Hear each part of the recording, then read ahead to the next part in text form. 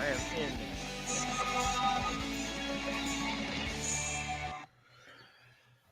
Good evening, everybody, and welcome to Smack Talk Live. I am Coach, along with Lone Wolf. And Lone Wolf, I have to say this.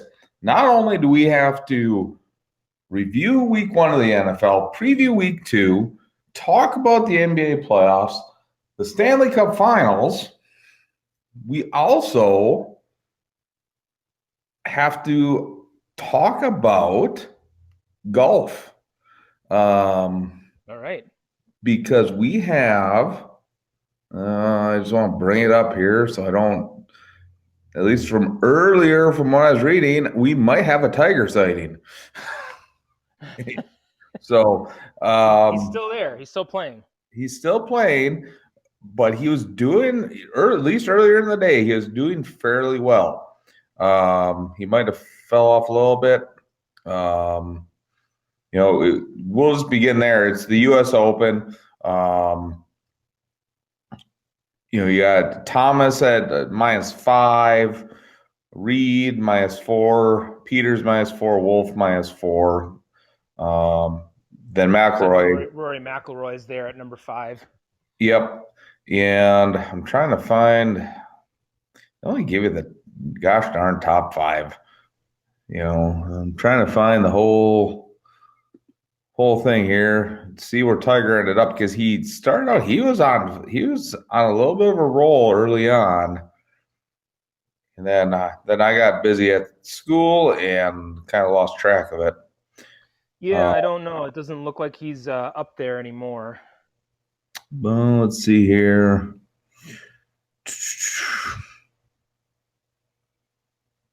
Okay, he ended up struggling. So I guess we don't have a tiger sighting. Okay. I said we might, we don't. Um, Well, and remember though, it's Thursday, so there's more golf to be played. Things can happen over the course of the weekend. So we'll see. I mean, it's possible that he could still drag himself out of the muck and pull himself back into the tournament. But yeah, we'll I mean he's 8 shots back right now. okay. He's +3. But he I would like to see him win at least one more major, in my opinion. Yeah, me too. Yeah. But you got to do it, Tiger. It's not going to be given to you. So, No. All right. So that's it for golf. But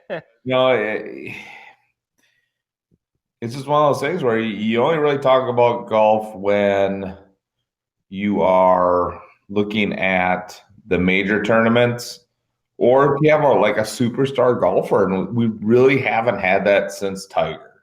There's a lot of really good golfers out there. No offense to the guys that are out there on the tour right now playing. It's just they're good, but they don't have the same impact, that kind of global phenomenon that Tiger Woods was. So Yeah, Tiger took golf to a whole different level. right.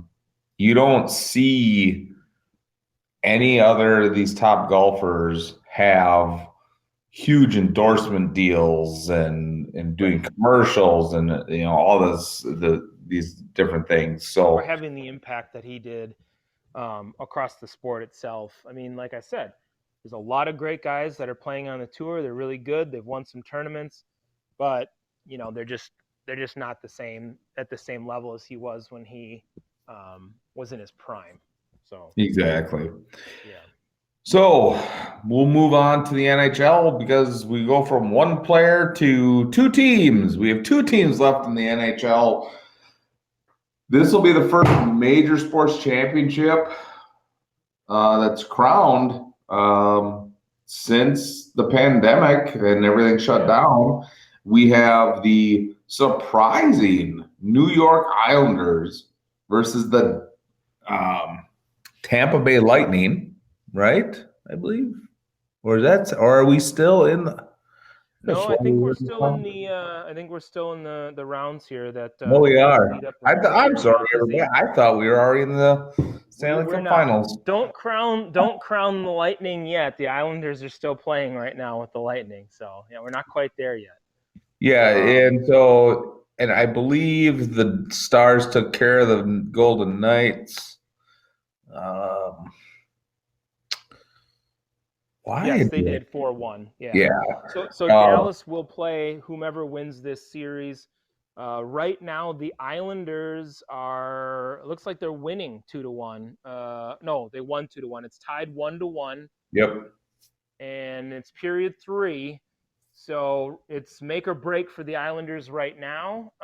If they don't win, then the Lightning will win, and the Lightning will play the Stars in the Stanley Cup Final. So if you're an Islander fan, you are probably on the edge of your seat, spazzing out, freaking out, cursing at the television, whatever it is you do. But yeah, we're not quite there yet. I think I was just going to make a comment about it. To me, I think the Islanders really settled in after they got drubbed in game 1. They just got blasted out of the building.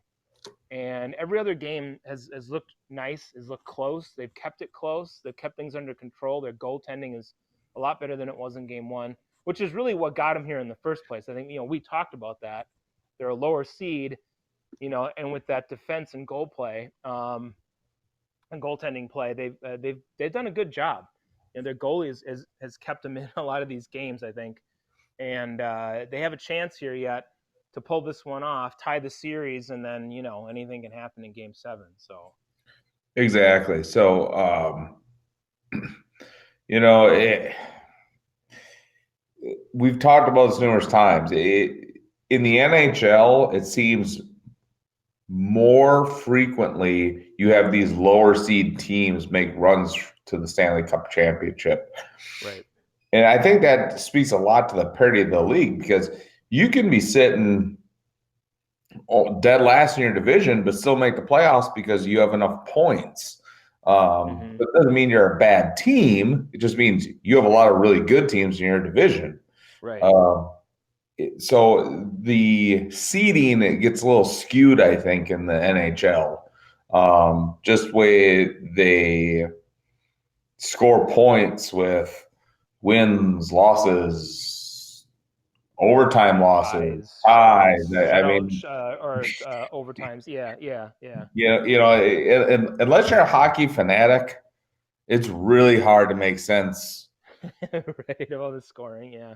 on their scoring for their points. So, but it's interesting to watch. I like watching or paying attention to the NHL because you see different teams all the time. Yeah. Um, Yeah. There's not a you lot of know, dynasties now. I mean, you've had some really good teams, um, recently, but you haven't had anybody that's been a dynasty, I wouldn't say. The Blackhawks were good. The Penguins, the Colorado Avalanche were really good. But I wouldn't ever say that, those teams were dynastic over the years. It didn't seem that way. yeah, I mean, They were really good, but they weren't that winning last, championship after championship after championship. yeah, really think the last hockey dynasty that we saw was the Detroit Red Wings. Yeah, I'd say it's probably about right. After that team kind of, they retired and Moved whatnot, on and everything. Yeah. it was, you had a team that was really good for like 3 to 5 years, you know, Mm-hmm. and I wouldn't classify that as a dynasty unless you win the championship every year. Yeah. Um, Or you're in the Super Bowl every year too, that kind right, of thing, like in the NFL when the Patriots are making it, and they win 6 out of 8 or whatever it is, I mean, that's a dynasty, yeah. exactly. So plug along in the NHL. We will soon have the Stanley Cup Finals starting because we're. I mean, I'm going to say it. I'm kind of impressed with the NBA running their playoffs. Yeah. I mean, they're already done with Game 2 of the Eastern Conference Finals. Yes. Yeah. And surprisingly to me, as I didn't see this coming, the Miami Heat are up 2-0. Okay. So I was thinking about this before the show, and I want to get your thought on this because that's a bit of a shock to me. But what's more shocking to you? The fact that the Miami Heat are winning 2-0, or the fact that the Nuggets came back from a 3-1 deficit to beat the Clippers? The Nuggets coming back to beat the Clippers. Okay. It's not as surprising, I guess, with the Heat because they are a good team. Right. I thought Boston was better. I mean, Boston had, I think, an 11-point lead tonight. Yeah. And lost it. Yeah, and here we are, right. That doesn't bode well for you as a team when you blow that kind of lead in the conference finals. But the Clippers imploded. They fell apart.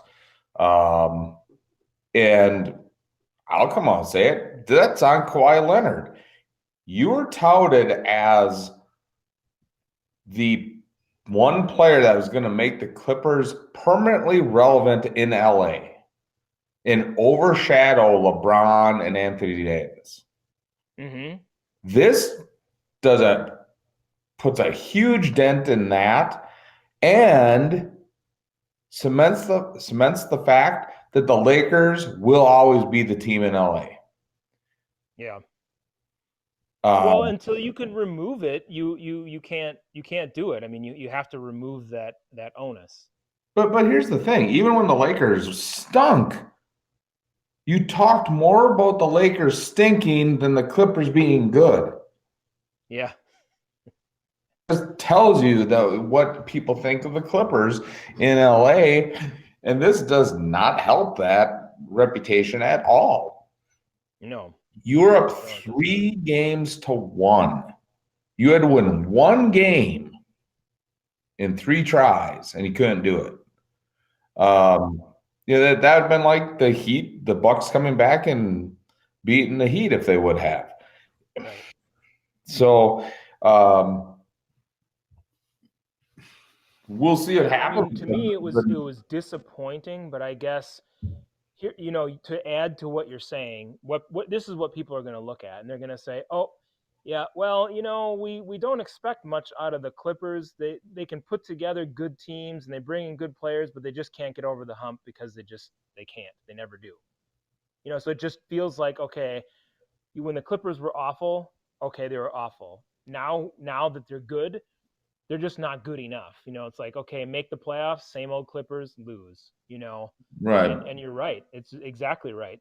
People keep talking more about the Lakers Well, until the Clippers can get over the hump, get in the NBA finals and win. They have to get in and win. They yeah, can't yeah, make it to the finals and lose, because they'll still be same old Clippers and people will talk more about the Lakers. yeah. The Clippers have to win an NBA title. They can't just make the finals and lose in the finals. They have to win a title Right. If they want to to change the way that LA views their basketball right. teams. Yeah. Exactly. And a lot of the Uh, other sports, markets out there too. I mean, I think a lot of people feel that way about the basketball in LA. So, right. And you look at now, there's no disrespect to the Nuggets. I think they're playing good basketball, but I mean, the Lakers drubbed the Rockets, just yeah. shook them around like a rag doll. The Lakers beat the Rockets so bad that their coach resigned on the plane flight home. I, I Yeah. mean, that's a Yeah. beatdown. That's a beatdown. Yeah. I mean, this I don't know if that again, was the only reason why, but sure. right? Yeah. But I mean, normally if a coach is thinking about it, they take a couple of days, let everything Right. sink in, and make a decision. His mind was made up when he got on that plane to head Yeah. back to Houston. Yeah. Um, I look at this again. We've said it before. I'm just going to say it again. This is the Lakers' title to lose. Yep. Um, because I'm going to tell you right now, and this will lead us into our last NBA story that I want to talk about. If they don't do it this year, they're not going to do it Right. because, and I don't know how much you read about this, but I chuckled. There's all these things going around the internet that because Giannis unfollowed all his teammates on Instagram. Yeah. And it's something he does every offseason because he just wants to focus on his family. Right. What they don't report is that the following day he met with the owners of the Bucks, and the owners basically have come out and said, "Tell us who you want to play with. We don't care if we have to pay a luxury tax. We want to bring a title to Milwaukee." Yeah. Okay. Yeah. Giannis isn't No. going anywhere. No. I mean, it's an It- open checkbook right there. yeah, Yeah. exactly. Yeah. Because the owners know this. If they can bring one or even two titles to Milwaukee while Giannis is there, that when they have to rebuild and if they struggle, Yeah. that's equity in the bank. Yeah. It's equity in the bank. You have a brand new stadium. You have a city that loves your basketball team right now. They know, I'll tell you right now, those owners are smart guys. They know if they don't lock down Giannis long term, the fans will turn on them in a heartbeat. Yeah. He's kind of the heart and soul of this revitalized Bucks team.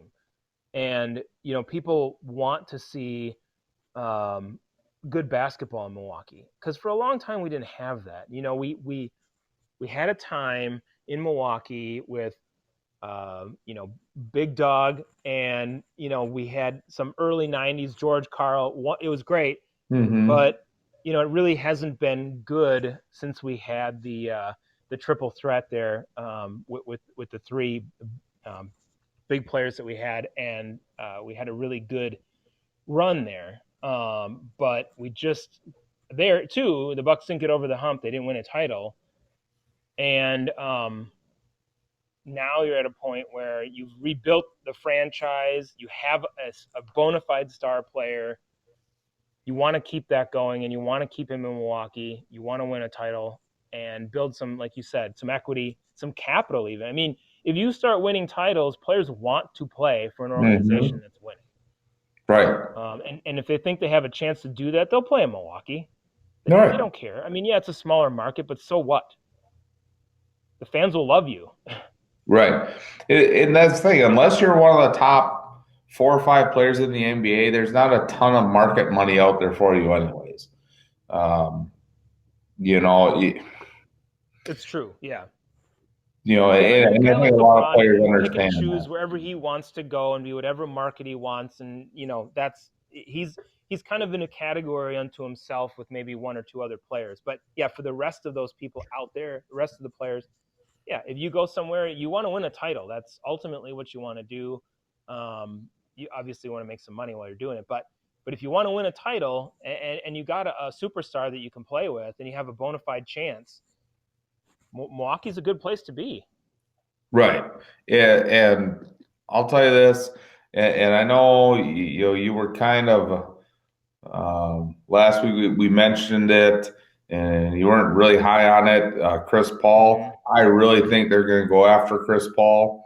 Yeah. Um, yeah, and trade Eric Bledsoe and maybe a couple of backups and maybe even a draft pick to get Chris Paul. Yeah. Um, I mean, I get it. Chris Paul's getting older, but I'll still take him over Eric Bledsoe. Bledsoe's a good player, but he's no Right. Chris Paul. Chris Paul is more consistent.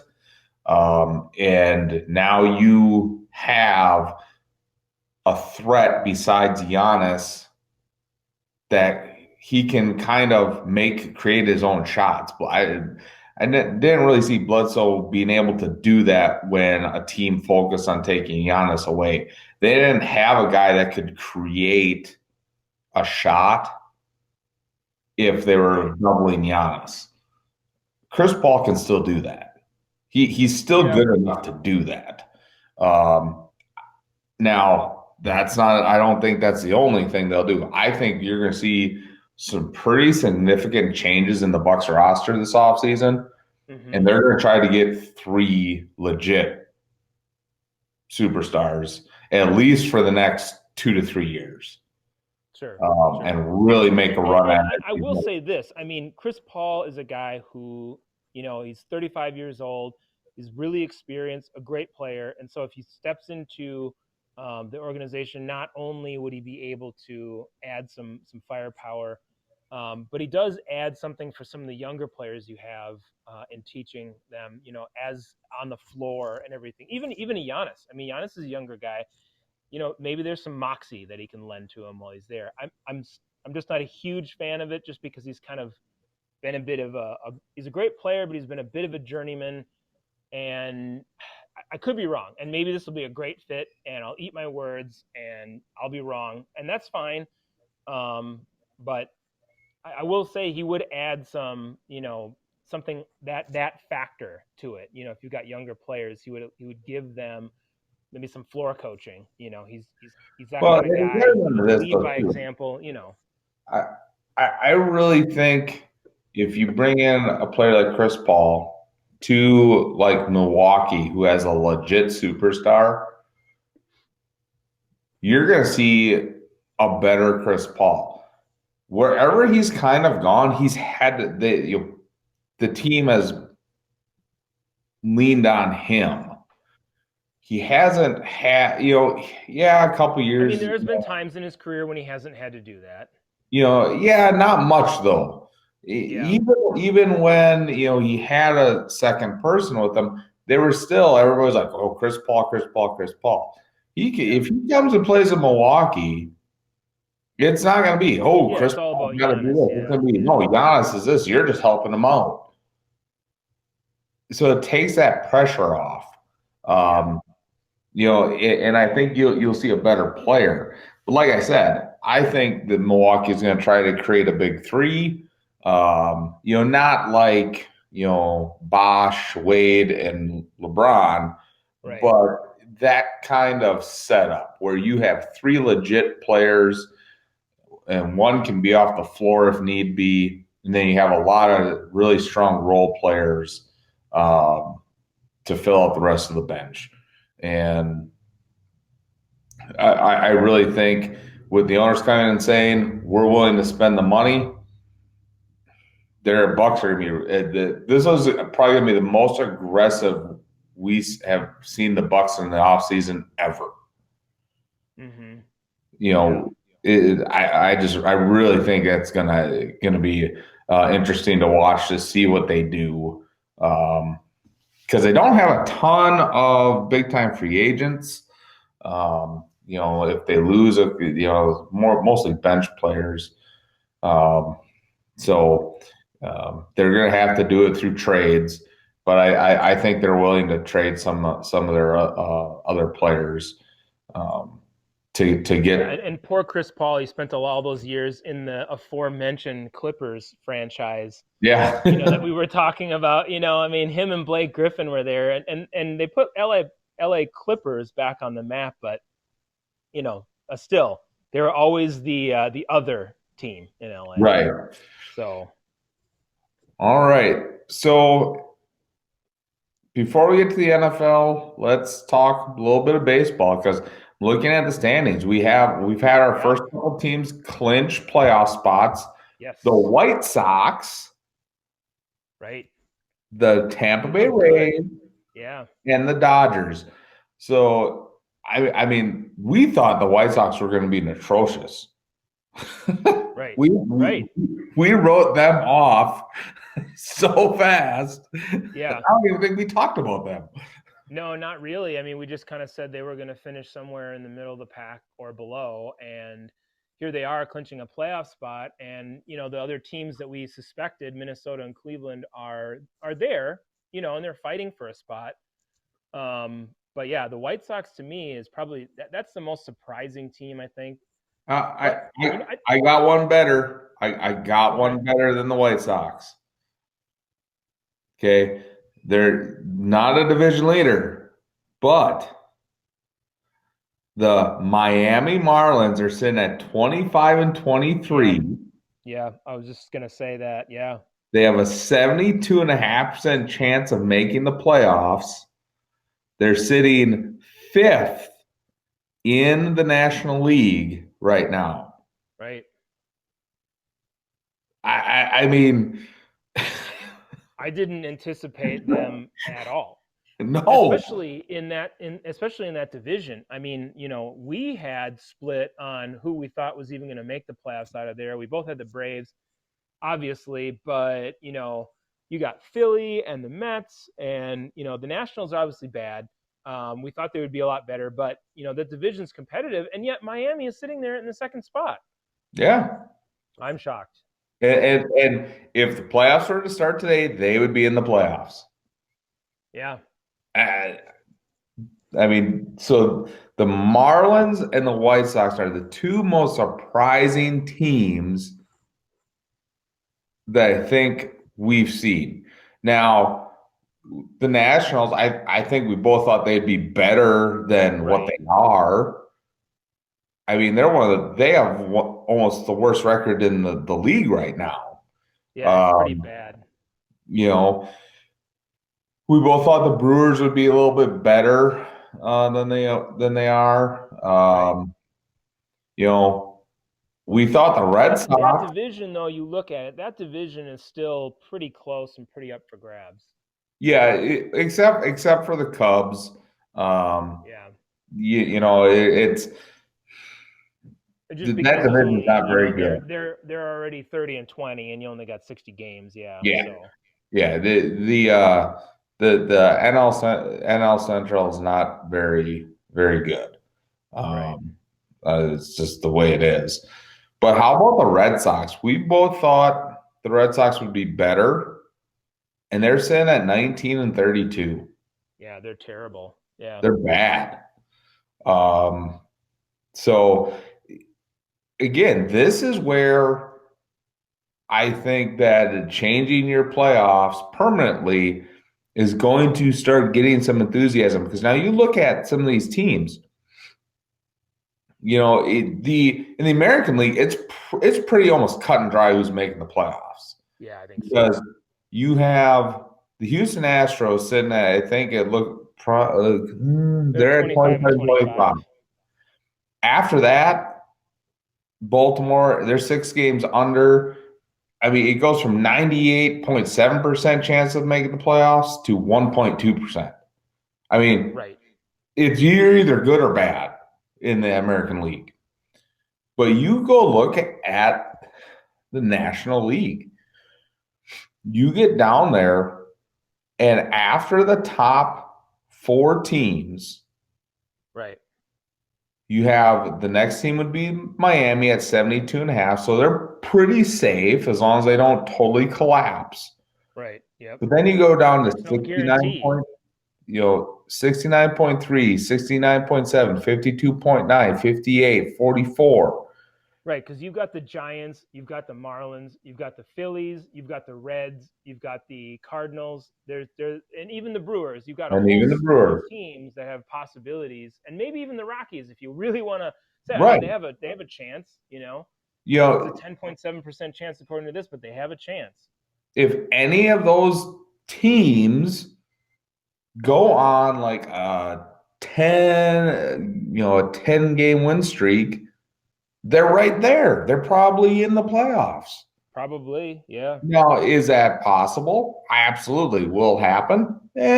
Probably not because it doesn't have, 10 in a row doesn't happen a lot, but it can happen. But even if you win, 6 games in a row or something, I mean, Right. you're distancing yourself from all these other teams, and there's only, you look at this. Some of these, I'd say, there's only about 10 or 11 games left for some of these teams, so it's already baseball crunch time, Right. and that's the cool part about having this shortened season. It's already baseball crunch time. So now you've got all these teams that are out there. Maybe this will create some excitement for baseball, right? Right. You look at it and like, oh my God, look at all these teams that can make the postseason. Right. Exactly. And that's what You I didn't have think. to wait, an eternity to get there. Right. And I really think baseball needs to look at this. And again, I'm not saying that you make this year's structure the permanent thing, but do something because I'll tell you right now, if you are a fan of one of those NL teams, you still have hope, at least for another week, that your team can make the playoffs. So we'll see what happens. Baseball kind of does their own thing, and when we think they have an opportunity to do something great, they seem to do Mess totally it up. so. Yeah, yeah. But then maybe this is a time. If they see it, maybe they can seize this as an opportunity, and maybe there's some excitement here for all these teams that are still in and have a shot. So I don't know. We'll find out. Right. Okay, so we now move to the NFL. NFL. Obviously, we are officially started week 2 tonight. Yep. We'll Browns talk, Bengals. we'll talk about that after we recap week 1. Obviously, we had some shockers. Yeah. To be honest. Um, Well, what do you think? What's your most surprising game? I know what mine is. What's your most surprising game? let me pull it up here. I have a couple off the top of my head. Um, For me personally, when you look that up, I'll just go with my very initial thought that I was thinking when I was looking at the scores and watching some of the games. To me, the Jaguars beating the Colts is the most surprising one of all the games that I saw, because I didn't really think that this team would do much, and they're not very good all the way around. I didn't think. They surprised me, and not only that, the Colts were one of those teams to me that was going to be better this year. And I know it's week one, but every game matters, and that was a little surprising to me, especially with the Jaguars coming out and winning it in the end, putting themselves up like that and controlling the end of the game. I was surprised. That was a surprising one to me, more so than some others. Like when Washington beat Philly, yes, I thought Philly's going to win that division, but the teams in the NFC East are just not very good all the way around, and an 8-8 team is going to win that division. So that didn't surprise me as much as the Colts losing to the Jags. Yeah, I would have to agree. You know, that was a game I was watching. Again, I'm not actually watching games. I'm scoreboard watching, statistic watching, things like that. But yeah, I mean, after releasing Fournette and trading, their top talent and basically cleaning house, I thought the Jaguars were going to be just putrid. Now they might lose 15 in a row. Let's be honest. Right? Yeah, we're talking them up and saying, no, they're not as bad as we thought, and then they go on a 15-game losing streak, right? Yeah. But let's just be Yeah. totally honest. Unless somehow the Jaguars win at least 6 games, they're going to be getting a new head coach. Yeah. You know, they're just not very good. The Washington over Eagles was also kind of surprising. Um, I agree that the NFC East isn't very good, Yeah. but I thought the Eagles were better than that. I mean, Yeah, I mean, they kind of fell apart at the end of the game in a way that I really didn't expect. Um, it ended up being, I think, 27-17, and a lot of that was Washington coming back and scoring at the end. And I just didn't see them kind of falling apart or self-destructing like that. That's kind of what it felt like to me. And hats off to Ron Rivera and Washington winning that game, but yeah, I was a little surprised by that too. yeah. So we'll just quick recap the games because and see how we did. Obviously we aren't picking the Thursday night game because our show's on Thursday night. So we didn't pick the I think Chiefs. the Browns are going to win. Um, Yeah. we both picked Green Bay over Minnesota. Yep. It was one of those things where and I have a bunch of students that are Viking fans, and I called it. I told them I called it. The Vikings defense isn't very good. No, it's It- not. it- I mean, I think Aaron Rodgers played phenomenal, Oh, he did. Yeah, he did. but the Vikings did. The Vikings, I think, are going to struggle. Yeah, they scored, 24 points in the fourth quarter, but Right. I think Minnesota's or the Packers were kind of like, you know what, they can't stop our offense. So, yeah, That's the feeling I got out of that game too, was that, some of those touchdowns in the fourth quarter really didn't matter. The game was not really in doubt anymore. And so, they padded the stat sheet a little bit, but yeah, the defense just did not get enough pressure on Aaron Rodgers, and the corners and the safeties are not very good. They're inexperienced, they're young, they're not very good, and I think that's going to be a problem for Minnesota going forward. They're not a horrible team, but that was the issue going into the season that we talked about, and it played out. yeah. So When the Vikings face a dynamic offense, they're going to struggle. right, Will they fare well against like the Bears, the Lions? Yes, that they should win those games. right, But when you see top offensive talent, they're going to struggle. Even if, and I don't know if they do, but I think that the North plays the West. No, I think they play the South. Sorry, they play the South. So if they play the Mhm. South, I mean, you're going to have some really dynamic offenses right Yep. there that are coming in. Even the Falcons. The Falcons have a great offense. I think Minnesota is going to really struggle against in Atlanta, especially they'll really struggle against New Orleans. That's probably going to be a revenge game there for the Saints. So yeah, they're going to have some problems with good teams. Right. So moving on, just going down the line. Seahawks, Yep, Falcons. I believe we both picked the Seahawks on that we game. did. Yep. Um, that wasn't too surprising there. No, not really. Um, Bills over Jets. I'm actually kind of shocked it was close as it was. Yeah, me too. We both picked the Bills. The Jets kept it close. We'll talk about the Jets later on because we're going to talk about who we feel is already on the hot seat and may not make it um, through the season as a head coach. Um, Bears over the Lions.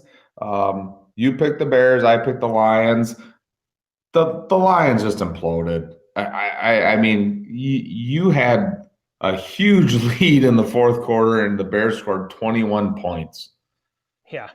and And you scored despite all of that, the Lions still could have won on the second to last play of the game. And the guy, I think it was DeAndre Swift, he drops a touchdown in the end zone. right. And I know people are like, well, that wasn't the only play that mattered, and it wasn't. But I talked to there's a friend of my dad's that lives in Chicago, and he said they didn't necessarily deserve to win, but I'll take the win. And I Well, think that's right. how a lot of Chicago fans feel about it. Is it's kind of like, okay, is this what we're going to see, and do we need to celebrate every time that we beat a team like the Lions? Well, and here's the thing. This could come back to actually bite the Bears in the rear end Yeah, because Trubisky throws 3 touchdowns in the fourth quarter to win that game.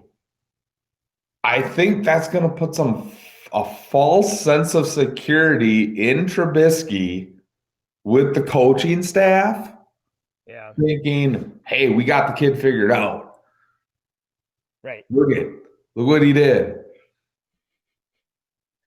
Because you torched a team that was horrible on defense Right, in the fourth quarter alone against a team, and the Lions are, their mo last year was blowing fourth quarter leads. right. They did it against the more teams in the league than anybody else combined.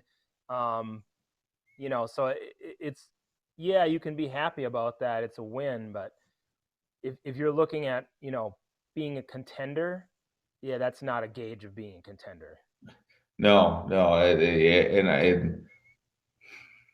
sorry, Chicago. I still don't have any faith in Trubisky. You played well against the Lions. Right. That all that Talked tells about me is it. There you that go. You played against and only for one quarter. right, right. 'Cause this is what that game does for the Bears. It gives them the edge up on a tiebreaker for the last place in the division. Right. That's what it does. So let's move on because we also have to Yep. preview this coming Yep. up We got to week. get to the next. Yeah. Yep. Patriots over the Dolphins. I We picked the both went with the Dolphins on that Dolphins. one. Yep. But you know, Cam Newton gets into a little scuffle and gets 2 rushing touchdowns. And everybody thinks the Patriots are awesome again. I'm sorry, you beat the Dolphins by 10. And Ryan Fitzpatrick played the whole game through 0 touchdowns and 3 interceptions. You just take those 3 interceptions away, the Dolphins might have won that game. Right.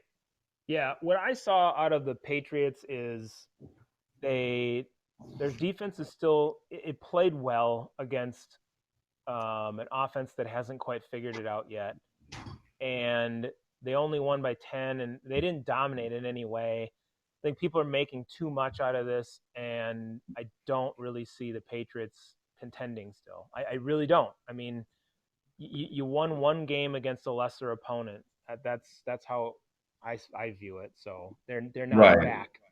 Right. Those You beat guys the have Dolphins by people. 10. Right. And I know, I think the Dolphins are in the right direction. You like the Dolphins Right. where they're going. They really don't have a quarterback, right? Fitzpatrick, Yeah.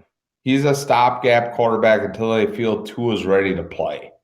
That's what this is. And I'll tell you right now, if Tua would have been in that game, it might have been different because now he adds at least a different dimension that Hmm. Fitzpatrick doesn't. Fitzpatrick's Right. not going to get out of the pocket and run for 10, 15 yards. Tua would. So I think you flip this around the second time these two teams play. If the Patriots are still at the level they are at right now, and the Dolphins are going to get better, the Dolphins will win the next time. So Yeah. Yeah. I think so. I don't think the Patriots are going to ascend over the course of the year. I think the Dolphins have a great chance of doing that. yeah. Um, we talked about this game already. Washington at the Eagles, Yep. or Washington versus the Eagles. Well, we both picked the Eagles on that game. Yeah. Not really much more to talk about. Kind of really muddies the NFC East even more with what happened on opening weekend. Right. Raiders over the Panthers. We were split on this one. We No, I both still picked the Raiders. did you? Okay. Yeah, the only thing I said is that it was going to be a lot closer than people thought, and the Panthers had a good chance, but I still went with the Raiders. Yep. And they did. They scored, it was 34-30. Yeah, Again, we said that we didn't think the Panthers offense was going to struggle. It was going to be their defense, and that is what struggled. But I yeah. think Just the because they're same young, they have a lot of talent, but they're young. the same thing I said about Trubisky in Chicago could be the same with the Raiders. And Carr is that he played pretty well, so people aren't gonna criticize him as much. I really truly think the Raiders are a quarterback away from being a very very good team, Yep. and I think John Gruden's smart enough to know that, but he's not. He doesn't have a roster that's going to get an elite young quarterback. He's got to find somebody in free agency or through a trade Right. to replace Carr. Jaguars, Colts. We talked about that already. We both picked the Yep. Colts on that one. Um, Ravens, Browns. We both picked the Ravens. We weren't very high on the Browns, and they proved us right Yeah, last week. absolutely A right. 38-6 drumming. Yeah, it was Um, a absolute snooze fest unless you're a Ravens fan. yep. Not much to really say there. Um, Chargers, Bengals. A lot closer than I thought it was going to be to honest. Yeah. The controversial call at the end of the game with the offensive pass interference. Right. But those are the breaks in the NFL. Chargers end up winning by 3. That just tells us that we were kind of right about the Chargers, that they're not as good as some people think they are. Right. Well, and I said that I thought this game would be close and that the Bengals might have a real shot at winning the game, and they absolutely did. Um, yeah, I mean, neither of these teams impressed me very much, though. If the game was that close, either the Bengals are better than we thought, or the Chargers are worse than we thought. And I think it's more the Chargers are worse as opposed to the Bengals are better. Yeah, So absolutely. Um, Buccaneers, Saints win by 11.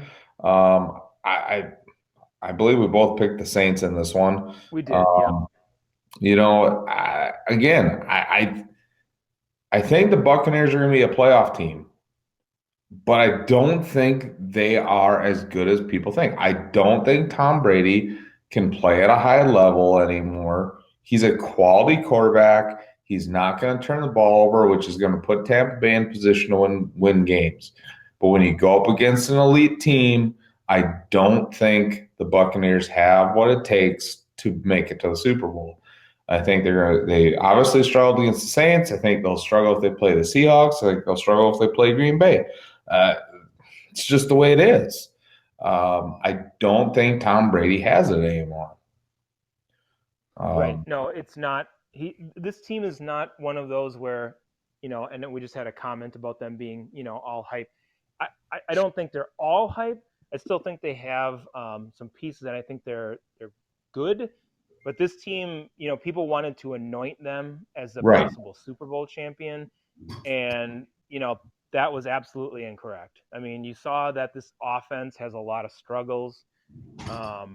They are not anywhere near where they need to be in terms of being a Super Bowl offense. And not that any team automatically is, but I think the Saints, if anybody, they're out for it this year, right? And they looked Right. a lot better than the Buccaneers on both sides of the football. Right. And I agree with all those points.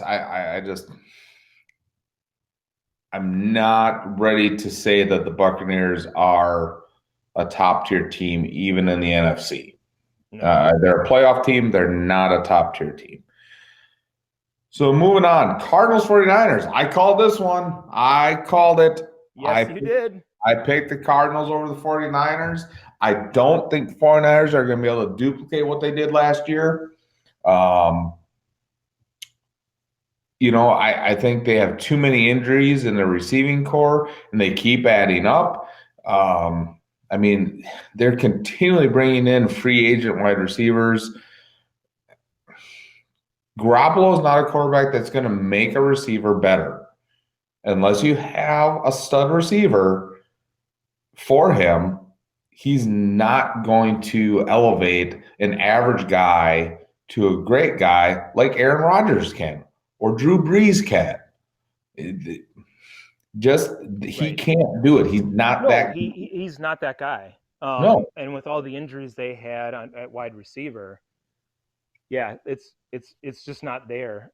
This offense just didn't look like it was. I was wrong in the sense I thought their defense would be enough, but Arizona, they're clicking on all cylinders between Kyler Murray and DeAndre Hopkins right away. Boom. Well, I think Hopkins really has changed that offense. You can no longer just stack the box and tell Kyler Murray he has to beat you because he can. Right. He can. He's got a guy that can make a play.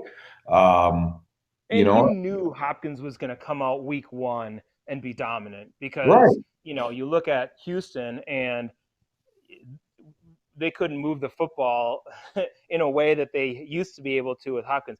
He came out and he was just, 14 catches. I mean, he was all over the field. 14 catches for 151 yards.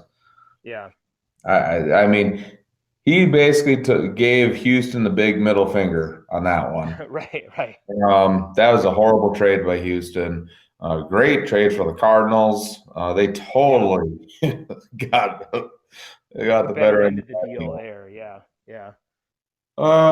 Moving on, Cowboys Rams. I got this one wrong. Yeah. I thought the Cowboys could beat the Rams. I still don't think the Rams are going to be a great team. But this just tells you that with all the talent that the Cowboys have, they hired a horrible coach. We saw it, and you are so not a fan anymore. I did watch some of this because I wanted to see if I saw the same thing we saw the last couple of years of McCarthy and Green Bay, and it was exactly the same. Run the ball, throw it short. Run the ball, throw it short. Oh, okay, now this time I'm going to throw it deep. He is so predictable, and when he had the lead, they had the momentum in the third quarter. And what does he do? He goes totally conservative instead of being aggressive, and the Rams beat him. And then when he tries to get aggressive, they get a penalty, and all he can do is think where he's getting his next cheeseburger from. I mean, the guy is a doofus. Yeah, it was bad down the stretch. It was absolutely bad down the stretch. And as with the comment that we got in here, terrible play calling by the coach, it was. It was, you know. But, but So here's the thing, Lone Wolf, with that, yeah, it's not surprising because no, it's not. No, it's all you not. had to Yep, do was ask somebody that's a fan of the Packers right. what was going to happen, and we could have told you this was Yeah, going to happen. yeah. And the guy was out of football for a year. I think there's a good reason for that, and you'll probably see that play. I don't know that he's like a new Jason Garrett. I don't know if there's He is. anything better about this, you know. It's Jason Garrett 2.0. It, Right. it, it, it's a fatter version of Jason Garrett. That's what he is.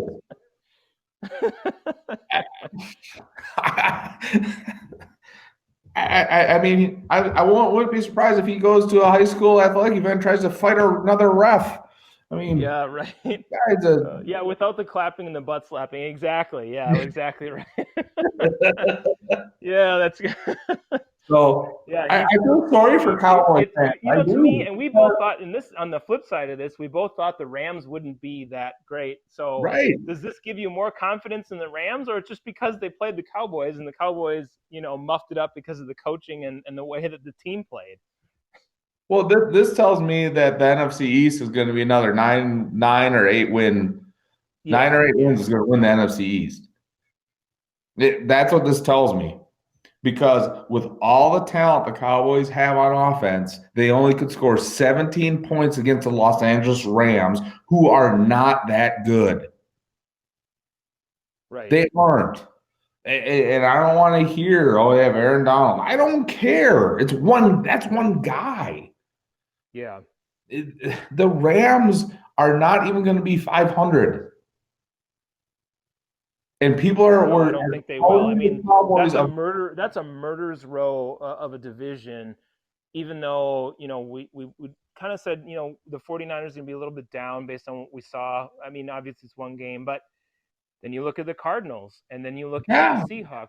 That's a tough division. So, yeah, I mean, yeah, they beat the Cowboys week 1, but yeah, I agree. Yeah. I don't think they will be. I mean, you all you have to do is look at Jared Goff, 20 of 31, 275 yards and an interception. And you look at that stat line, and besides the yards, you'd be like, huh, my team probably won. No, you lost. You did not allow a throwing touchdown, and you lost. Yeah. That's not a So good bad. sign for you. Not a good sign. I'm sorry, Cowboy fans. That's not a good sign. I've No, said it's it not. before, and I'll say it Not at again. all. Yep. Until Jerry Jones gets his nose out of football operations and they hire another coach like Jimmy Johnson Right. and let the It just coach won't happen. Yeah, coach. in Cowboyville, it won't happen. Sorry, it's just Right. not there. It's You'll not have all anymore. these teams with all this talent, and you won't go anywhere. Right. I feel sorry for their fans.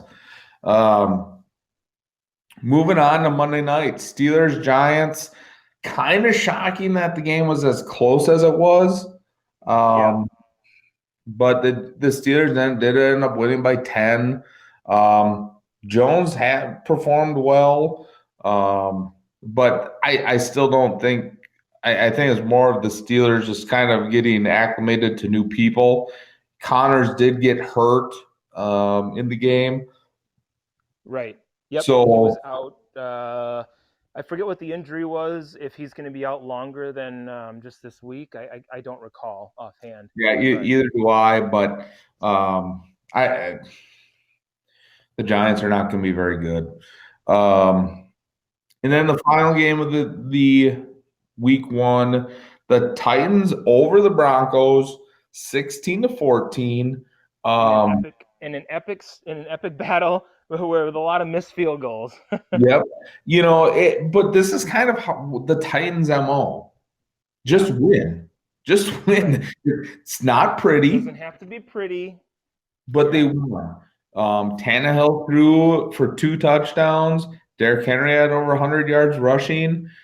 Obviously, their defense played well. We've said it. we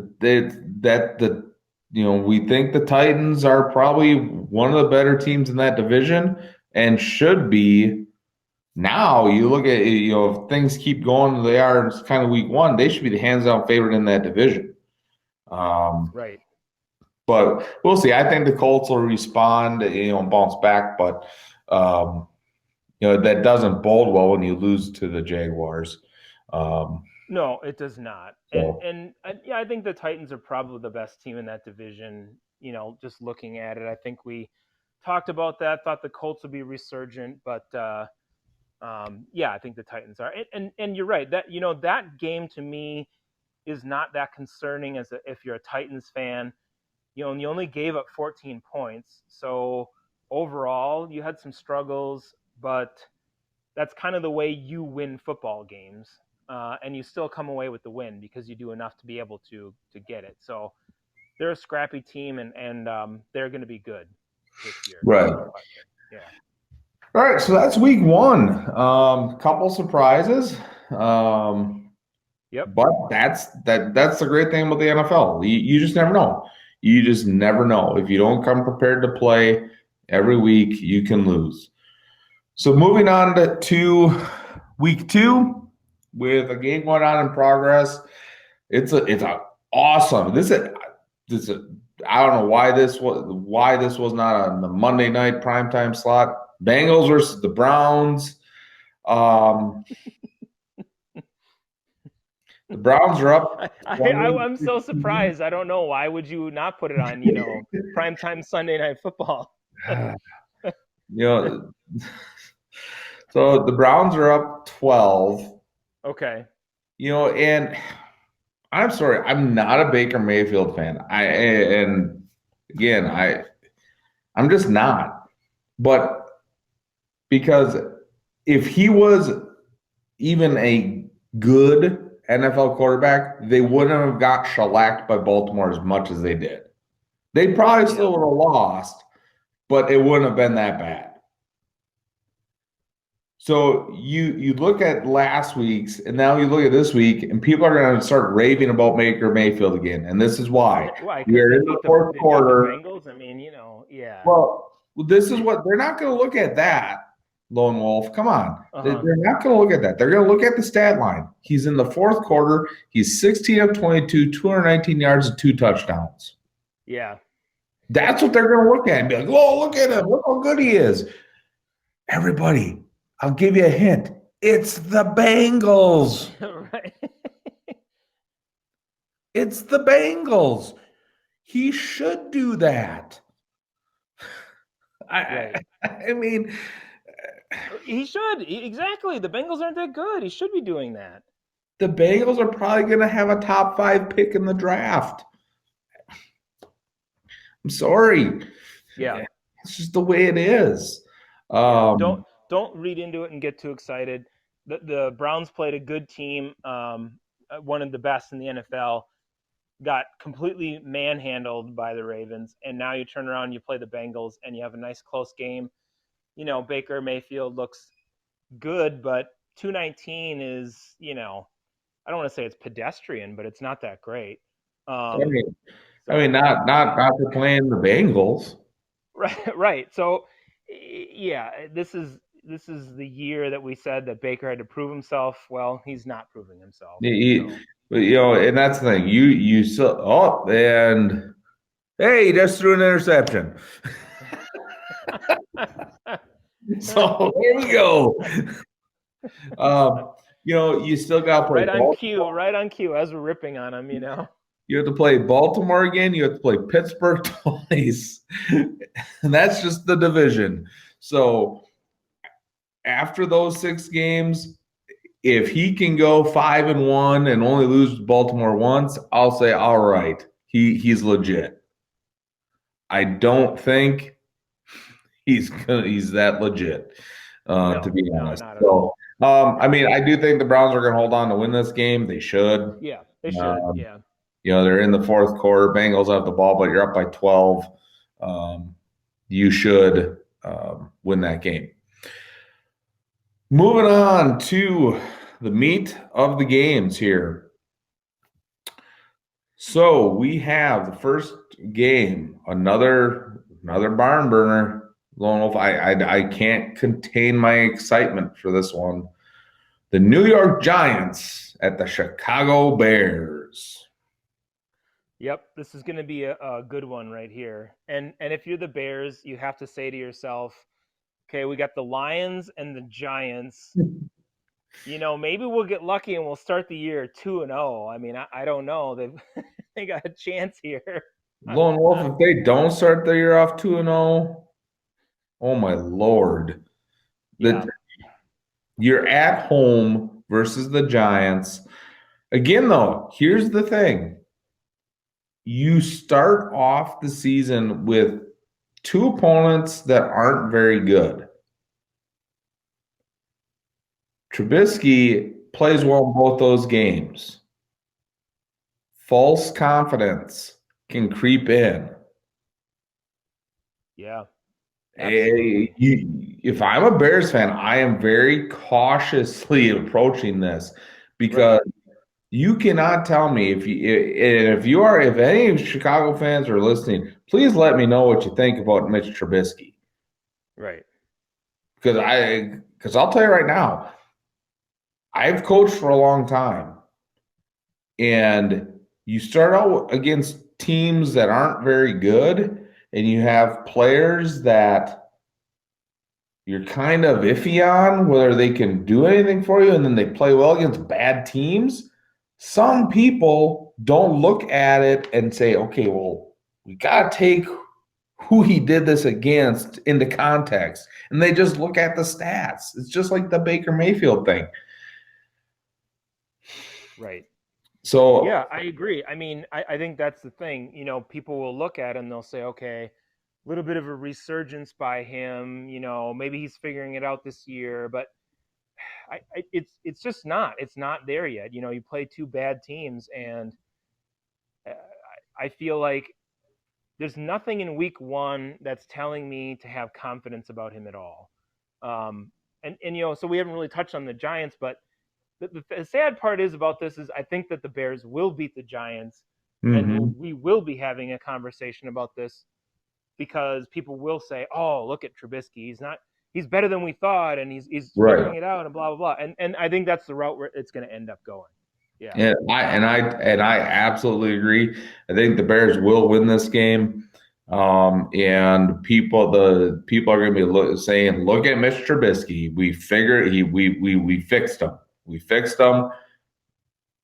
This is why we drafted him."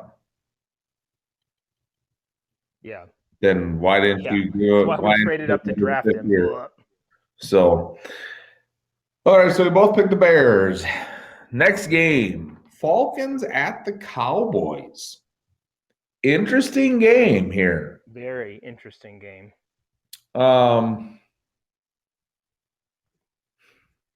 Yeah. I don't know. I think after what I saw out of Dallas, oh God, because the Falcons are going to bring it on offense. Matt Their defense Matt Ryan, week one, had 450 yards passing with 2 touchdowns. Yeah. You know what? I'm gonna go out on a limb. I'm gonna pick the Falcons. Yeah, I'm gonna do the same thing. I'm gonna go with the Falcons. You couldn't move the ball on the Rams. They scored on your defense, and I think the Falcons are better offense than the Rams. I think it's could be a high scoring game because I'm not. I think so too because the Falcons defense is not very good. But I don't think the Cowboys defense is very good either. No, I don't think so. And they lost one of their starting linebackers in the game versus actually, I think Kyle Vander Esch is out, and Sean Lee is perpetually injured, and he's going to be out for like six weeks or something. So, but I'm going to go out on a limb. I'm going to take the Falcons with the upset over the Cowboys. Yeah, I'm going that route too. All right, moving on. The Detroit Lions at the Green Bay Packers. I don't want to sound overconfident here, but you have Aaron Rodgers, coming off a huge game versus the Minnesota Vikings. Right. You're at home, even though there's no fans. The defense, I thought, played well. I think this is a Packers victory. They're -6.5. I think they'll win by about 10. I don't have a lot of faith in Matt Patricia to lead the Lions to a victory.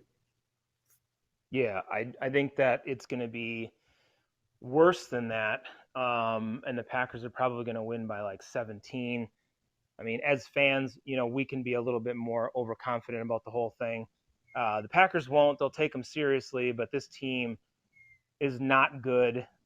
And the Packers, to me, are clearly the superior team, and they will win handily. All right. Moving on. The Jaguars at the Titans. I'm going to just say it. I'm not buying the Jaguars win over the Colts. I think it was kind of a perfect storm. I think the Colts took them lightly. The Jags came out because it's week 1.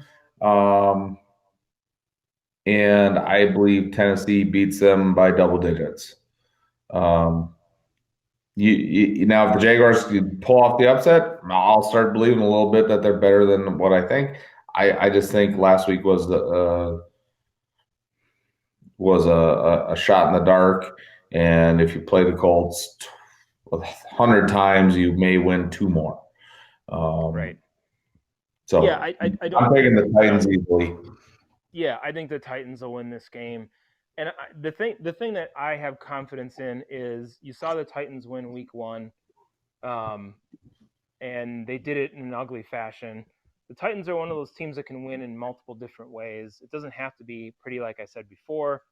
It can be great. They can dominate a team or not. They will beat the Jaguars in this game. All right, moving on. Minnesota Vikings at the Indianapolis Colts. I'm going to call it Colts, refocus, come out, take care of business at home, put the Vikings in an 0-2 hole. 2 games back of both the Packers and the Bears in the division. Because I think the Colts, that was a eye opener for them, and I think now putting Jonathan Taylor as the focus with the injury there in their backfield, I think that's actually going to help them. I think he's Marlon Mack is out for the bring him back. And I think the Colts defense is better than what they showed last week versus the Jaguars. So I'm going to go with the Colts in a close game, but I still think the Colts are going to win. Yeah, this is an intriguing game to me. This is one of those that I think, you want to see because you've got both teams coming off a loss, one surprising, one maybe not really surprising. And, I look at this and I think either one of these teams to me can win the game. But I think that Indianapolis will right the ship and they will be able to win in a close match against the Vikings. I just think that, this is something that the Vikings are going to be facing. We talked about all year. Indianapolis offensively is going to figure more things out and to look better against the Vikings defense, I think, than they even did against the Jags, which is kind of a sad thing to say, but at the same time, that's what I foresee. So I mean, a key stat here, Lone Wolf, Philip Rivers against the Jaguars had 363 yards passing. Yeah. Vikings can't stop the pass. No, not at all. Yeah. So, and if all of a sudden you start playing nickel dime defense, then Jonathan Taylor is just going to go off. So, the Vikings need to figure out their defensive backfield quickly. Otherwise, they are going to be in a tough situation. Moving on. Bills at the Dolphins. Um, I, I mean, I know we're both kind of high on the Dolphins, but I think Buffalo goes into Miami, wins this game. Not really like in a blowout fashion, but just it's going to be one of those games where it's close, but you never feel that the Bills are out of control. They'll have control the whole game, but it'll be the final score will be closer than people think it's going to be. I think so too. Yeah, I mean the Bills' defense is excellent. I think they'll be able to just control the game generally across the board. And Josh Allen, he showed some things last week. You'll see that again this week, probably against this team. The Dolphins are still a team that's improving. I mean, we both kind of like the direction that they're going in, but it doesn't mean that they're going to have a great season. Yeah, the Bills here will win this game. All right. So moving on to the 49ers at the Jets. Oh my God, do we really need to talk about this one? Let's put it this way. If the 49ers lose this game, then they may be in trouble. I would say if they lose this game, they'll be in serious trouble. The Jets are putrid. The Yeah. only bright spot right now is Darnold, and that's even questionable. The Jets will. I think the Jets will have the one of the top picks in the draft. They're just bad. Le'Veon Bell's out. Um, There's bad. so much wrong with this team right now. Yeah. They're just bad. So San Francisco easily wins this game. They're -7. I think they win by 17 plus in that game. Yeah, 49ers will win that game. But, if they win, it doesn't necessarily, again, Right. it doesn't give you a ton of confidence in how they are because they're going to beat a team that's just not that good. So Exactly. That's the thing. They'll get the W, and it'll be a good feeling for them because they they get on the winning side of things. But unless they go and absolutely dominate, yeah, if it's a close game, the 49ers really got to be thinking, oh, geez, this isn't right, good right. right This is now. not a good start. Moving on, Rams, Eagles. This Yeah. could be very intriguing. Again, Yeah, I think it's going to be very intriguing. I like this matchup. I'm not a huge fan of the Rams. I don't think they're overly talented offensively, but I'm gonna have to do it. I'm gonna go with the Rams. I'm gonna go with the Rams. You lost by 10 to Washington. Washington's horrible. Their roster is awful. And that's not anything against Ron Rivera. Right. But that's that's probably one of the main reasons they won. I mean, you have a right. coach who knows how to do things. He's been in the Super Bowl. This guy's, not a slouch. I think it made a difference in that game. So I'm picking the Rams in a close game. I think this is going to be a close game, but I'm going with the Rams. And I kind of wanted to go that route, but I think this is the, I don't want to overreact too much to what happened in Week 1. So I'm going to say the Eagles will win this game because the Rams went out and they beat the Cowboys. There was some bad calls defensively. The Rams kind of shut things down against the Cowboys, who just looked discombobulated on offense, which we know why. We talked about that already. You went on your rant. Yummy cheeseburger. Because it's true. And I think the Eagles will bounce back, and I think the Eagles will beat the Rams in this game. All right. So up next, the Broncos at the Steelers. I-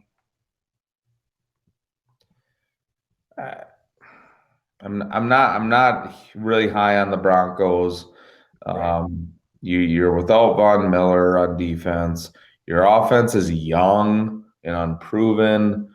I think the Steelers now have a 1 week under their belt with Big Ben back with the new offensive Right. pieces. Um, I'm gonna pick Pittsburgh in somewhat of a close game. I don't think it's gonna be like a 2-3 point. It's gonna be, I think, a 6 to 10 point victory for them. Yeah. Just because I think the Broncos defense is solid, but they're off. The Broncos offense just isn't very good. Yeah. Um, I think it's going to be a little bit more. There's a little bit more disparity there. I think the Steelers welcomed Big Ben back in good fashion in Week 1.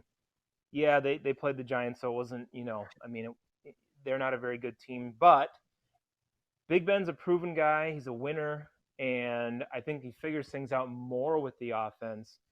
And Denver feels a little depleted to me.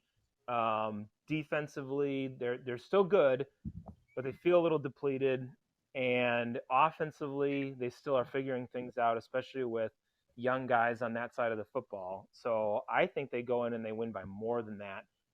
This has the potential, in my opinion, to be like a 17, 20-point win for Pittsburgh. I think they're going to win by a lot. All right. Um, Moving on, Panthers, Buccaneers. Intriguing matchup. I mean, the Panthers, even though they lost, they put up points. Can't stop anybody. Um, Buccaneers, They just, again, yeah, they haven't figured it out on offense yet. Not really. um,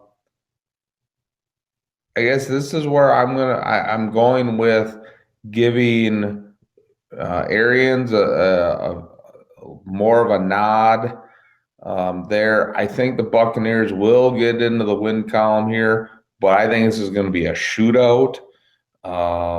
And I would not be surprised if the Panthers do pull the upset, but I am going to go with the Buccaneers. Yeah, and I would go with the Buccaneers too. I think that that even though that Evans he's dinged up and Godwin is also in concussion protocol, or he was dinged up too.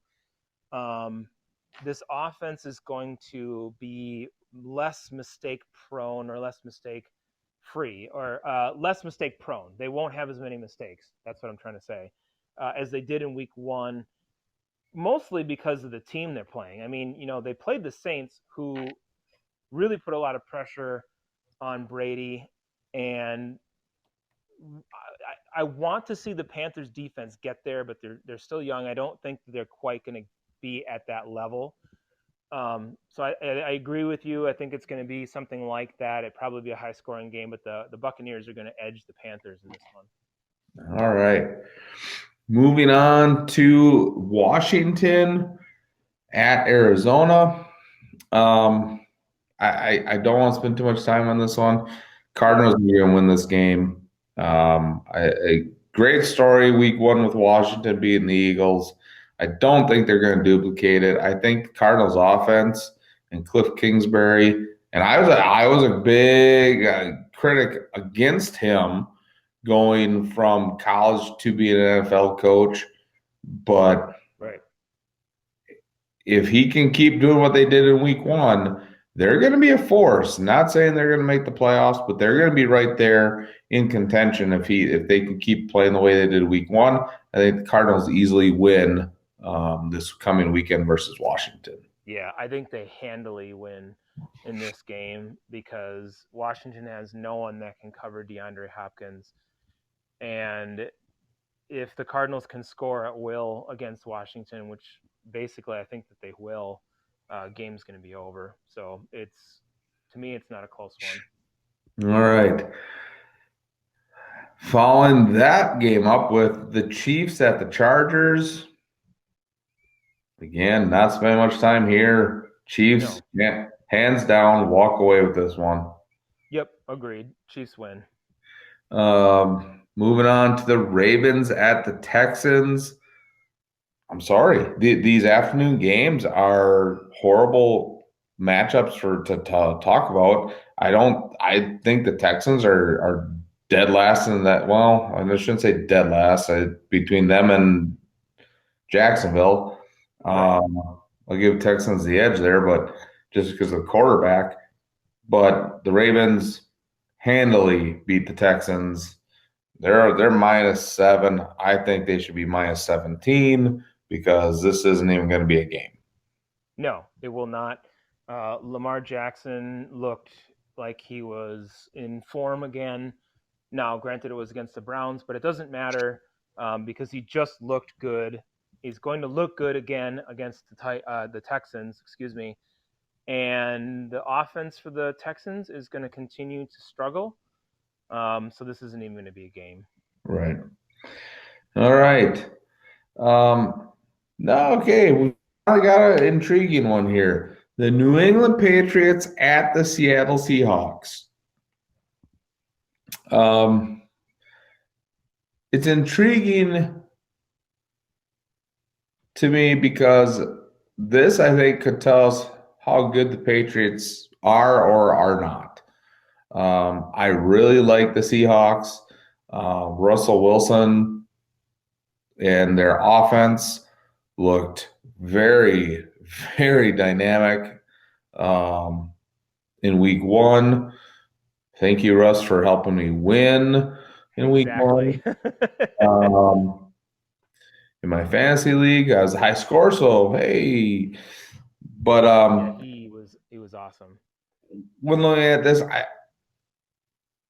I just don't think the Patriots have enough to slow down the Seahawks. And I think the Seahawks and Pete Carroll know more about Cam Newton than some other coaches because they Yeah.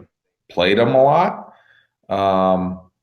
And Cam Newton has a skill set that you defend, not necessarily the Patriots' offensive scheme. Right. Um, and they're going to take away what he wants to do and make him be a pocket quarterback. He doesn't like doing that. I think Seattle wins this game. I think it'll be a good game, but I think Seattle wins at least by 10. I'm going to be bold on this game and pull out a smack talk and say that Seattle is going to crush the New England Patriots in this game.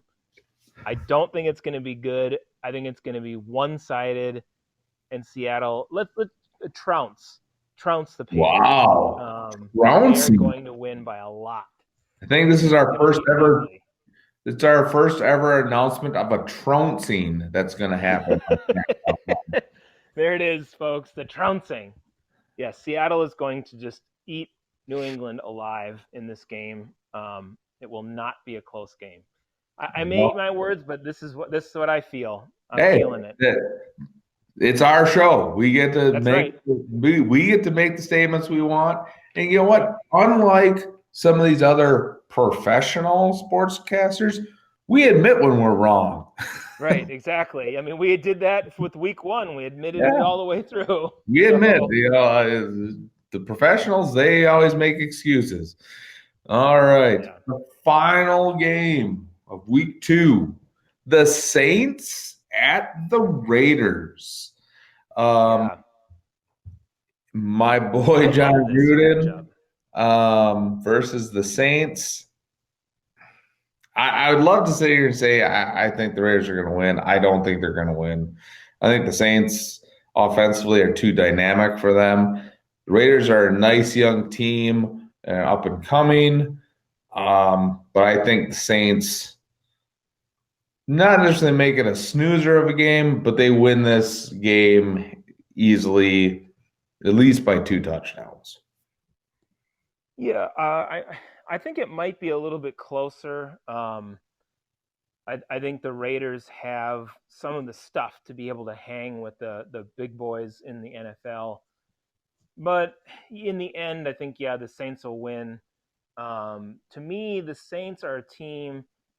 I think I'll go through, as we do this each week and we look at these games, who will lose by shooting themselves in the foot a little bit more unless they're playing a truly good team, um, as opposed to the other team just out and out beating them. And the Raiders have the capability of doing that, but I think the Saints win this one. All right. Well, there you have it, everybody. There are our week 1 picks. We'll see. We'll see next week how we do. Just a quick update before we do our last segment here. The Browns again lead the Bengals by 12. Bengals have the ball with just under 4 minutes to play. The Browns just scored a rushing touchdown. So Okay. the Browns should win this game, but it doesn't give me much confidence. I mean, you scored 35 points against the Bengals team, and the Bengals have scored 23 points against your defense. And I thought the Browns defense was actually pretty good. So that does not make me very confident in the Browns moving forward. So briefly here at the end, just a last segment about coaches in the NFL, and who we think is going to be. And I had asked you about this earlier, Coach, but who's going to be out first?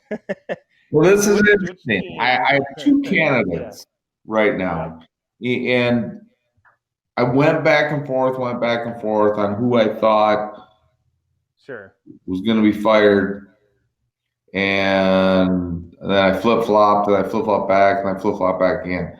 So I'm going to give you my top 2. Okay. And I think we're going to absolutely agree on one of them, hands down, in my opinion. The first guy, he has locker room issues. He doesn't know how to instill confidence from his players in him. He is reportedly has made disparaging remarks against players, and I just don't know how he's still the coach. Right. He's just been pitiful since he got there, and that is Matt Patricia of the Detroit Lions. I think he, if they could have won last week and maybe halfway through the season get to like 2-6, 3-5, he might have been able to save his job. You're going to start the season out 0-2, and it's just going to go downhill from there. I think they'll be maybe at best 2-6 now, the halfway point, and the Lions look at it and be like, we should have fired the guy in the offseason when he supposedly made we both said they should have done. And so they'll pull that trigger around their bye week. He will be gone. I'm projecting that, but the guy. And just before you move on, I'm just going to tell you that's absolutely one of the guys on my list. I don't think it's any secret. I've been saying that for a while. So for everything you said and more, I agree with you. Matt Patricia is one of the guys who's going to get fired midseason. Yeah, and really, there's only 2 guys I really think, because after week 1, I think Marrone kind of bought himself some time this year. So unless things in Jacksonville go way haywire, I think he's safe until at least the end of the season. But other than that, looking through the league, most coaches are either relatively new or have been at least somewhat successful. Maybe Atlanta, but you got to take that whole situation into context. You're in one of the toughest divisions in football. So I think the owners there are a little more patient just because they're in a very tough division. But the guy that, and I'll be surprised if he lasts to the halfway point of the season. And the reason I picked him, not because the team stinks, that's just part of it. The reason I am picking it is he came out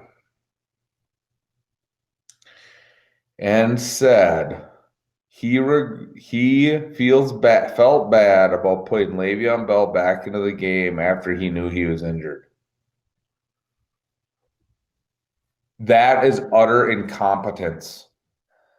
If you know a player has an injury that could, at that point, could have resulted in a season-ending injury, and then it did end up being a season-ending injury, that shows utter incompetence as a coach. Yes. Adam Gase, you are a buffoon. You should be fired immediately. Immediately. You should never be allowed to even coach a pee-wee football game ever again. You knowingly put an injured player back into a game. This doesn't even have anything to do about the crappy roster that you assembled. Right. You never, as a coach, this is one of the first things you learn as a coach. If a player, you even suspect that they have an injury that's somewhat serious, you don't put them back in the game, even if it turns out that it wasn't true. How dumb can you be, Adam Gase? I hope this gets to him. I hope people call him out on this. Right. He's an absolute buffoon. How he is still employed in the NFL is beyond me. I just don't get it. I have no idea. I really don't. I don't see what the Jets saw in him. Miami fired him, and they hire him less than a week later. Right. Why? I really want to know why. I mean, there was some mystical field around him after he was an offensive, supposed guru when he was working in Denver, and there was. It didn't work in Miami. It clearly didn't work in Miami, and that was a bad football team. It had locker room issues. Wasn't he the coach when they had the Richie Incognito incident? Yes. And oh, by the way, now how many incidents have you had? I mean, he's had way too many problems wherever he's been, outside of being a lesser coach in the hierarchy in Denver. And now people were kind of fell in love with what he had done at one place, but you just need to look at what he does as a head coach. Why in New York? My thing is this, okay? I agree with you, Coach. A player's safety like that, if I was that player, I mean, this is my career and it's only so long, and you could potentially, cost me money, ruin my career, whatever. I'd be super pissed at him. But we should never have been in this situation, because I said they should have fired Adam Gase after last year. I said that, I don't even remember when, but it was not by the end of the year. I was like, get rid of this guy. And look, here he's still the coach. Why? What are you hoping to build with him? Do you honestly think that you're going to win a Super Bowl with Adam Gase as your head coach? You look yourself in the mirror and you wake up as the owner and as the GM, and you say, yep, we have all the confidence in the world in this guy. No. You should have fired him after last year, and you should have moved on. You just should have. You didn't have a great roster anyway. Bring somebody new in for your young quarterback. Well. Here's the thing, and I'm just telling you, this tells you. I'm sorry, Jets fans. You need the owner to go in there and totally redo the entire thing, all the way up to the CEO. Because here it is: Jets CEO expresses confidence in Gase Darnold. Darnold, fine. The guy's a young quarterback who has a Yeah. shit for coach, shit for brains for coach. Sorry, I'm swearing, but that's what it is. Okay. And Yeah. a crappy roster around him. What else is he supposed to do? But here's a quote from ESPN. CEO Christopher Johnson, speaking to the media for the first time in 10 months, voices full support for coach Adam Gase. He called Gase a brilliant offensive mind, even though the Jets finished 32nd out of 32 teams, by the way, in offense last Right. season. Johnson said he'll evaluate Gase based on how the team progresses. Look, Johnson had to back his coach, especially after one game, but you would have liked to have seen more edge from him. The team hasn't made the playoffs in 9 years, and the fan base is fed up. I don't care if you're the CEO, you are in charge. Right. This, And how? how can you How can how you? can you express that and say these brilliant? This is the problem. This is where it is right here. It's broken all the way to the top. You Right. actually are coming out and calling this guy a brilliant offensive mind who has not proven that at all. Not at all. Not once in his tenure as coach in New York has he ever proven his offensive brilliance. Right. And he It, didn't prove it in Miami either. I'm So, sorry. He broke Ryan Tannehill. yeah. He's breaking Sam Darnold. How long can you allow this to go on for? Right. Yeah, you got to get this guy out of here. And their record is going to be awful. And honestly, I don't know. I mean, either one of these guys, could be the 1-2. It doesn't really matter who's the first one to go, but they both definitely need to get out. And Adam Well, Gase, like I said, he should have been fired last year. He needs to go. Right this now, I agree with you. Just go. Goodbye. this Move on. is It's the icing atrocious. on the cake right here. Okay, again, this is from ESPN. Adam Gase said he wanted to give Le'Veon Bell the benefit of the doubt because of the kind of shape he's in and his very high pain threshold. But it made sense to put him on IR because of the timetable for recovery. He must sit at least 3 games. Gase, that was an ugly play. He tried to gut it out. Like I said, I wish I would have taken him out at halftime. He's a hard one to convince that that's the right move. You're the freaking coach.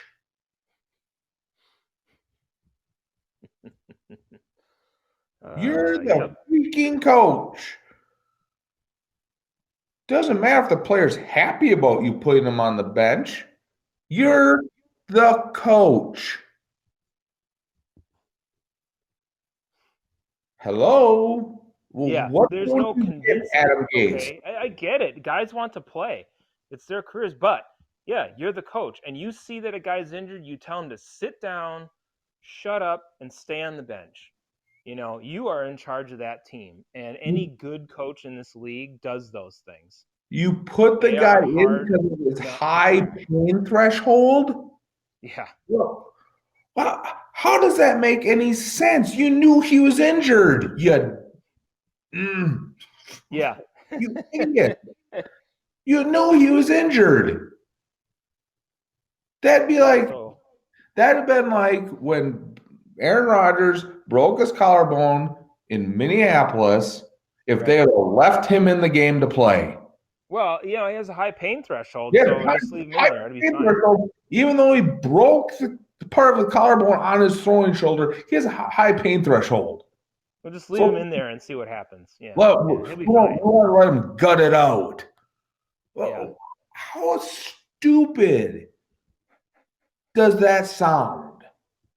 And I think this is the problem sometimes with ownership or with the higher management on some of these teams where they don't want to admit their mistake, right? You see this, it's like we hired the wrong guy, now we're sticking with the wrong guy, and we just can't admit that we're wrong. Just move on. You admit you're wrong. You made a mistake. Fire this guy. Get a new coach. And Yeah. yeah, mid-season, it's not the most ideal time to do that. But look, you're going to spare yourself some trouble. You're going to spare yourself from the idiotic decisions that he's going to make. and you're already going to be bad. You are Yeah. already going to be bad. This team is bad. 4-12 is what you're looking at right now. If you're the Jets, maybe 2-14. I don't know. It doesn't really matter. You're not going to win a lot of games. Before we end the show here, let's quick run through the rest of their schedule. The loss to the Bills. They play the 49ers this week, which we both picked the 49ers to win. Then they play the Colts. Well, I'm assuming we're going to pick the Colts. Then they play the Broncos. I think the Broncos are better. Well, you're sitting there now at 0-4. Then you play the Cardinals, 0-5. Right. Your first chance for a victory is week 6 versus the Chargers. Right. Okay, you get that one. You could be 1-5 after 6 games. Okay. Then after that, you're thinking, okay, well, things will get better. Nope, you play the Bills again. Yep. Then you play the Chiefs. Then you play the Patriots. Then you play the Dolphins back to back. Then you play the Raiders. Then the Seahawks. Then the Rams. Oh, then you get the Browns. Then the Patriots again. So 3-13. Yeah. 4-12. Yeah, exactly. I mean, that's exactly it. That's where you're at. And so, obviously you never want to have that much of a defeatist attitude if you're in that situation, but you have to be realistic about your chances. Yeah. It's not that good. Right. There's only one person to blame. Right. Because I believe he's also the general manager, is he not? Or did they hire?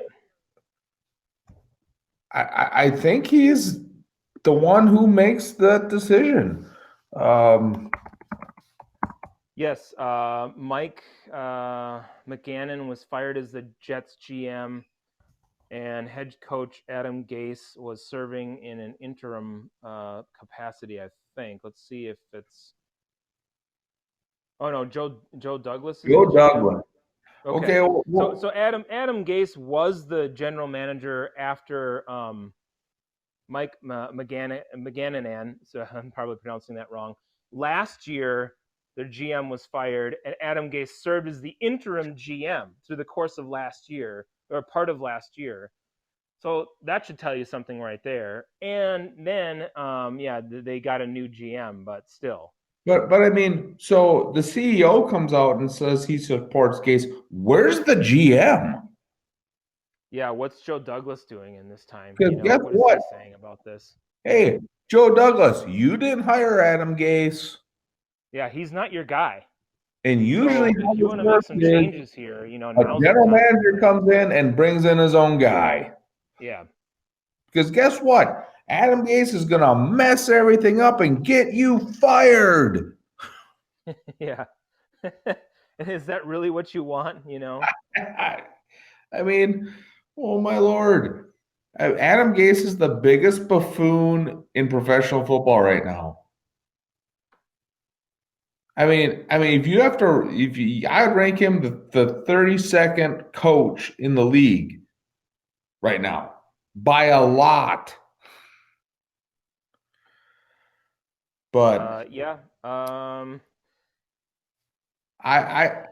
could. That's a tough one. I mean, Patricia's bad, but yeah, I agree. He's the worst coach in the league. I agree. Yeah, I could go on for hours, Lone Wolf, and we don't have hours. We've already gone quite a long time tonight. Right. But it's bad, and I feel sorry for the Jets fans, but I don't feel sorry for the organization because they're the idiots that are hiring these guys. Correct. Yes, exactly. Yeah, I don't feel sorry for the organizations either. I mean, they're making these mistakes, but yet, again, like I said, they're not willing to admit when a mistake was made. They're just coasting along, riding along like this is so wonderful. And to be fair, I look back, Adam Gase was not the general manager for a very long period of time before they hired Joe Douglas, but I don't really think that matters. I'm sure he mucked something up in the time that he was. So either way, he's a terrible head coach, and they need to move on with that. Again, he should never be allowed to coach a game again. Yeah. I wouldn't trust him to coach a flag football game, let alone a professional football team. The guy's an idiot. Yeah. He's an absolute idiot. Uh, I mean, Yeah, call it like it is, man. Call it like it is. yeah, and we've never sugarcoated things on this show. No. Or, Nope. and the minute we start, I'm done. Yeah. I, we're not worried about PC if people are mad at us, this and Yeah. that. Yeah. We don't care. Yep. And Um, I mean, feel free to disagree, but I don't think that you're going to find a lot of Jets fans who would jump on this show and be like, "Oh my God, this guy's the savior." I don't know why you're saying this. I have never talked once to a Jets fan that has told me that that's the case or that they're happy with the direction of their franchise. So yeah. I, So here we I are. mean, Those are our opinions on coaches. I think we're on on the same wavelength. I did think about Dan Quinn a little bit, and I still think that might be a possibility close to the end of the year, depending on where they sit at that yeah, point. and that's that's one of those tough ones. Yeah, Um, I think he's doing an okay job in right. Atlanta. I just they're in a tough division. But Yeah, again, how long can you go with the same with that, coach? right. It's just one of those things. Yeah, Um, since they lost in the Super Bowl, they haven't been the same. Um, no, they and haven't. eventually, the ownership there is going to say, we just need a fresh voice in the locker Right, room. right. And I think that's what it'll come down to, but probably not until late in the season or potentially by the end of the year. I think it might be one of those things where if things aren't going well, you let them go with the last couple of games. You bring in somebody or you have an interim that you want to kind of test out a little bit, see how things go, um, and then maybe you hire that guy, or you just begin a coaching search and you go for somebody else. But either that or the end of the year, one of the two. But I think it's a possibility. So Yeah. Well, and I'm going to leave this at this. yep, I am not off base with Adam Gase, and I'll tell you right now, this is a headline from a New Jersey newspaper and a quote from Damian Woody. It says, "Clearly okay, the worst team in yep. the league. Damian Woody crushes Jets. Adam Gase. Awful, disgusting, nausea." I hear you, man, and a lot of people respect Damian Woody and his opinion.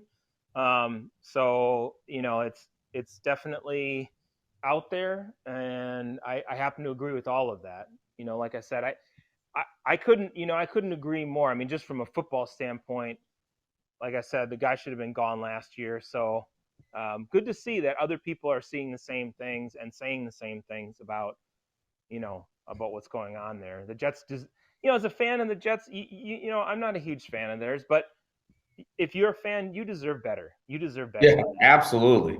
Yeah, Absolutely. They deserve so much better than crazy-eyed Adam Gase. I, I, yeah, yeah. I mean, the guy, oh, somehow he has a 30-34 regular season record, Lone Wolf. Yeah, I Yeah. saw that. I don't know. I don't really know how. I think maybe he had a winning season somewhere in there. I think didn't he get the Dolphins to the playoffs one time? Yeah, I think when he was early on there, Yeah. he may have been like 10-6 or something and made it. But But I yeah, mean, I other than mean, that, though, yeah, it's just been bad. I guess it is true. Every squirrel can find a nut.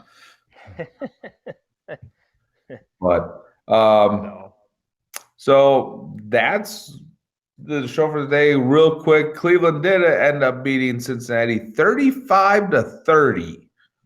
wow, a high-scoring affair between two very not good teams. Right. So again, not much confidence in the Cleveland Browns. I better not No, read a bunch of articles saying how well the Browns played. no. Sure. So I think that wraps it up on my end. I didn't have anything else for this week. We'll look forward to some finals and next week for the NBA or the NHL, and then more NFL next week too. Right. And who knows? Maybe we can only pray. we'll have a firing next week.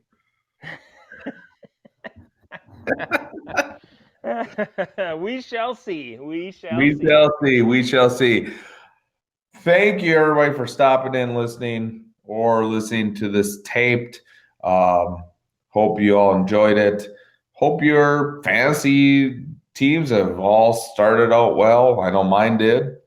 Yep. Same here. And we will talk to everybody next week. Thank you and have a good night. Have a good night.